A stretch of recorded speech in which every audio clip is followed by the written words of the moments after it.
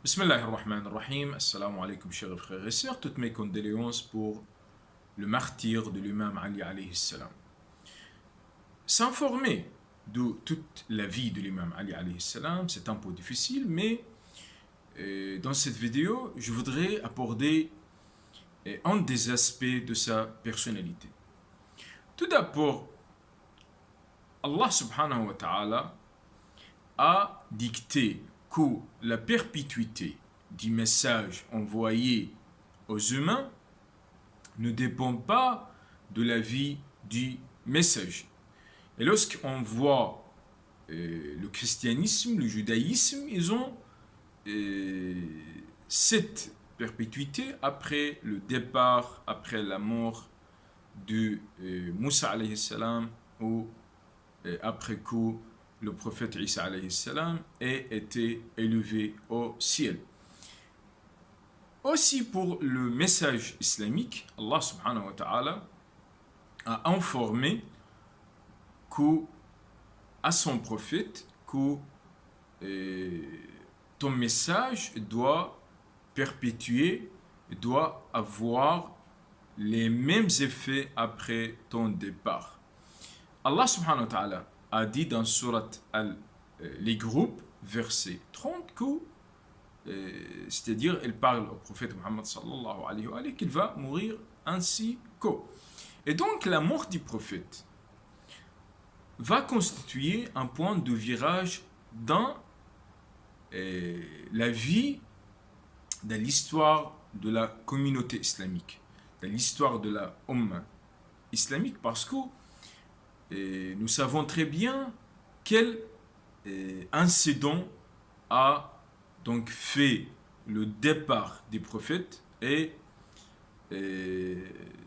donc comment cet événement majeur a donc laissé un effet considérable sur la vie des musulmans. Le prophète sallallahu alayhi wa alayhi, et après un ordre auprès d'Allah subhanahu wa ta'ala, doit désigner après lui un successeur, mais ce successeur doit avoir les mêmes qualités, que ce soit des qualités morales, des qualités spirituelles, des qualités corporelles de ce successeur.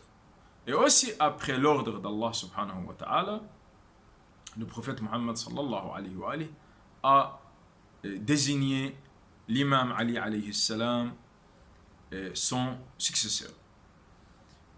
Aussi, est-ce que la personnalité de l'imam Ali alayhi salam, c'est la personnalité la plus intégrale, parce qu'il y a ce peut que quelqu'un s'interroge. Si nous mettons donc à l'écart l'ordre d'Allah subhanahu wa ta'ala, pourquoi le prophète sallallahu alayhi wa alayhi a désigné l'imam Ali? Quelles sont les qualités que cette personnalité a donc possédées?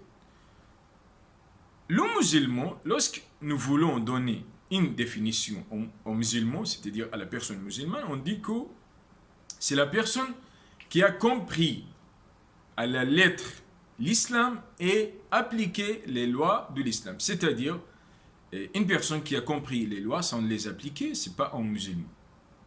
Parce que l'islam, c'est donc tout d'abord obéir aux lois, comprendre les lois, et deuxièmement, c'est obéir à ces lois.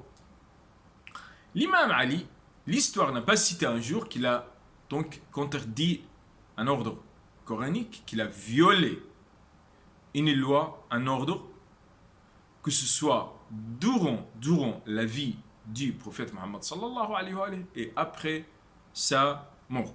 Aussi, l'histoire mentionne que tout le monde avait besoin de l'imam Ali, avait besoin de son courage, de son savoir, de son sacrifice, de son courage, et l'imam Ali n'avait pas besoin de quelqu'un. C'est-à-dire, cette personnalité est une personnalité intégrale qui a donc réuni toutes les qualités en plusieurs niveaux. Aussi, Ibn Hajar, dans son livre As-Sawa'iq al-Muhriqa, a dit que 300 versets coraniques ont été descendus pour honorer la personnalité de l'imam Ali alayhi salam. Pour terminer la vidéo, je voudrais parler sur la foi de l'imam Ali. Et que l'imam Ali, c'était le premier qui a donc cru au message de l'islam et le premier qui a embrassé l'islam. Il y a un récit authentique chez les gens de la Sunna que Saad bin Abi Waqqas a dit que lorsque donc les gens quelquefois veulent comparer, c'est-à-dire Abu Bakr, c'est-à-dire en aspect de la foi, en aspect de la croyance, avec l'imam Ali. Abu Bakr a embrassé l'islam après 50 ans. C'est-à-dire, il a embrassé l'islam après, donc, après que le prophète sallallahu alayhi wa sallam a prêché l'islam, après 2 ans. Au minimum, après 12 ans. Aussi, dans le livre Al-Bidaya wa Al-Nihaya, à son auteur Ibn Kathir, volume 3, page 39, d'où Mohammed bin Saad, il a dit: j'ai demandé à mon père qui a embrassé l'islam le premier parmi vous. Son père lui a répondu qu'avant Abu Bakr, 50 personnes ont embrassé l'islam, mais c'est-à-dire parmi les compagnons, c'était à l'écart de l'imam Ali, c'était Abu Bakr qui était meilleur dans sa croyance, c'est-à-dire en islam. Aussi dans le livre Al-Hakim al-Mustadrak, volume 3, page 112, l'imam Ali alayhi salam a dit: j'ai cru au message islamique avant tous les gens d'une période de 7 ans. Et aussi c'est mentionné dans un récit semblable rapporté par An-Nisa'i dans son livre As-Sunan al-Kubra, volume 5, page 107, Abi Ya'la dans son livre Al-Musnad, volume 1, page 348, aussi dans le livre Al-Isti'ab à son auteur Ibn Abdul Barr, ouais, les autres. Sulayman ibn Abdul Barr a rapporté de Ma'adat al-Adawiyya. Elle a dit: j'ai entendu Ali faire un discours sur le minbar d'Al-Basra. Il a dit que je suis le grand véridique, As-Siddiq al-Akbar.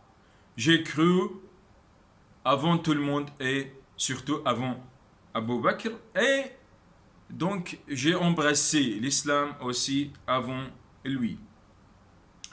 Ce hadith est rapporté par Al-Khatib al-Tabrizi dans son livre Al-Ikmal, page 127, aussi Al-Muttaqi al-Hindi dans son livre Kanz al-Ummal, volume 13, page 164, Al-Mizzi dans son livre Tahdhib al-Kamal, Ibn Hajar dans son livre Al-Tahdhib, Ibn Qutayba dans son livre Al-Ma'arif, Al-Baladiri dans Ansab al-Ashraf et dans plusieurs autres livres. Donc, l'objectif de rapporter, de réciter ces hadiths, c'est de se référer à la grande qualité de la foi de l'imam Ali, et que l'imam Ali, c'était le premier qui a suivi le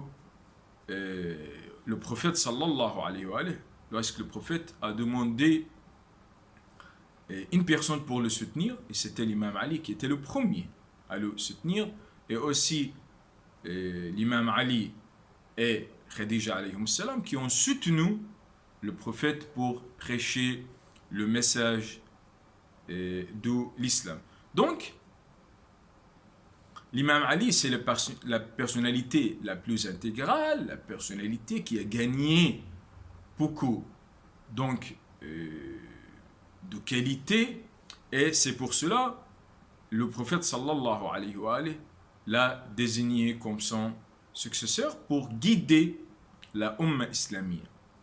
Donc l'objectif, lorsqu'on dit que l'objectif de désigner l'imam Ali comme successeur après le prophète, parce que l'imam Ali, c'est lui qui a mérité de guider la Ummah islamique, et je ne veux pas entrer dans les détails de l'histoire après le départ de la mort du prophète Mohammed sallallahu alayhi wa alayhi, et l'égarement qui a touché la Ummah islamique dans la période de 3 califes jusqu'à l'année 36, lorsqu'on a demandé, les gens ont sollicité l'imam Ali d'accepter d'être leur calife parce qu'ils ont souffert de cette période de khilafat qui était une période très difficile dans l'histoire des musulmans, que ce soit en aspect politique, en aspect économique, dans tous les aspects de la vie des musulmans. Et leur dernier refuge était l'imam Ali alayhi salam, malgré la petite période de son gouvernement, c'était 5 ans, mais c'était une période exemplaire pour diriger le gouvernement, pour établir un État islamique. Merci.